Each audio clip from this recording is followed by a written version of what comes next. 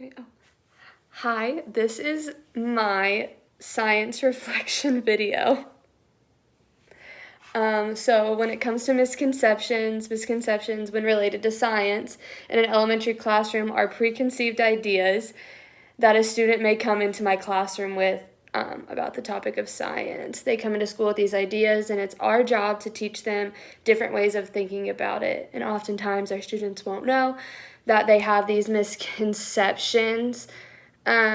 We talked about one in class, that summer isn't warmer because the sun is closer and winter isn't colder because the sun is farther away.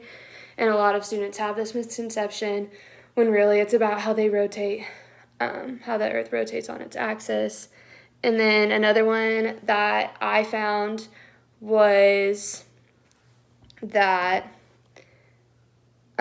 oftentimes students don't believe that they can still see the moon during the day, or that it's even a thing during the day. They think it only comes out at night.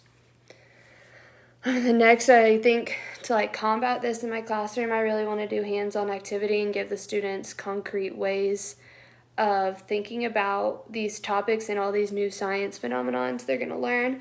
An example would be to combat the summer and winter thing would be to use cards and have each rotation on a card of each season and put the sun in the middle, and that way students can visually see how the earth rotates and that the sun isn't moving farther or closer away, it's the earth rotating. Okay, and then we're going to talk about the progression of standards in regards to the next generation science standards. And this is when the standards build on each other. So when I get a student from first grade, I'm going to be building on the standard they already learned in second grade. And then when they move up, they're going to be building on that standard. And so it'll just continually build up and constantly help students grow. It says it's used to guide knowledge and grow student scientific knowledge. And the committee designed them these ways. And they made it such a short list so that teachers don't have to focus and only cover the surface level of a bunch of broad topics, and they can really delve into certain specific topics and dive deep into the core ideas that the students will need to know. That way, our students can better understand these topics. Okay, and then so if I was a fifth grade teacher teaching the science standard, before coming to me, they should already understand how to make observations and be able to create an evidence-based observations on how an object made of small working parts can be disassembled into new parts. And they should also know how to instruct and investigate different things. They should also be able to gain data from testing different materials or experimenting and determine what works and what doesn't for them. I think to reiterate this and to build upon this in my fifth grade classroom, I would use Legos, and I would already assemble pieces of something, already assemble a big thing, and I would have them take it apart, and they would create a new design all on their own. They would plan a design and one they could create, so that way the Legos are the small pieces that can be taken apart and reassembled. And I also think that would help because it's very hands-on and it gives students a really concrete view of what they're supposed to be learning. And then when my students in fifth grade go to middle school, they'll learn how to develop models and describe atomic composition, analyze and interpret data, and make sense of information and be able to design projects, which is kind of what I wanted to do with the Lego thing in my fifth grade classroom, so that they'll understand it better when they move up on into fourth grade.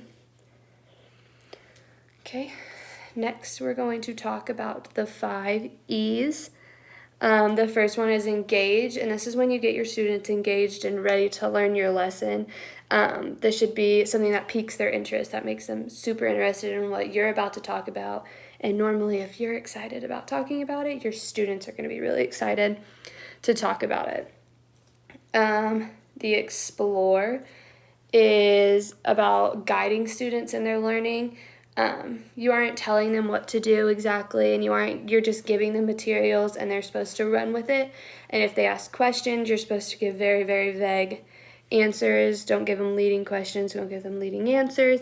Make them do this on their own.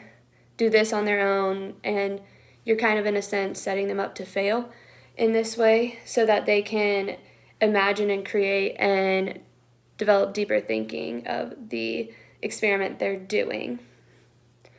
Then explain is when you can go in and explain what they did and why they did what they did and how it relates to the lesson. And this is the part where the teacher leads the discussion with questions and new information. The teacher should also ask like what they learned before they went over how to correctly do the assignment. So the teacher should talk about what they are or what they learned during their explore phase.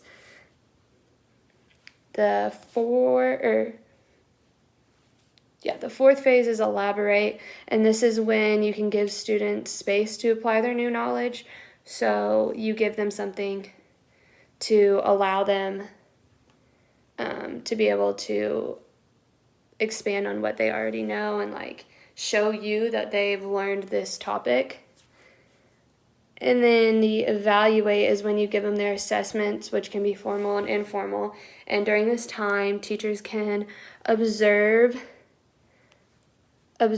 like and see if their students have completed like the understanding of the core idea and core concepts they need to know. An example of engage, like what I did with my 5E lesson, was I read a book that had all the vocabulary words about clouds that I needed in it. And then they learned different movements with their hands they could do to describe each cloud. And then for the explore, I talked about when Dustin and Tracy had us do the paperclip activity where you gave us a cup of water and paperclip, or we went and got a cup of water and paper clips, and then you told us to make it overflow, but you didn't give us enough paper clips, so we continued to ask for more, and some of us didn't get it even to overflow. So, and then for the explain, for my 5E we put posters, we related it back to local weather in a PowerPoint, which is what my standard was about local weather patterns.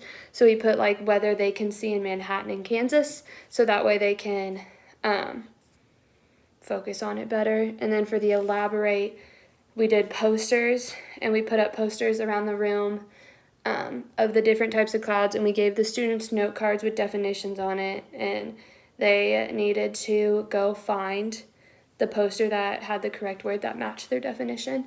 So that way it got them up and moving and they weren't just sitting in their chairs. And then for evaluate, we did, they got to design their own clouds with cotton balls and markers. This just like tested their knowledge visually too, and they were able to create and design something.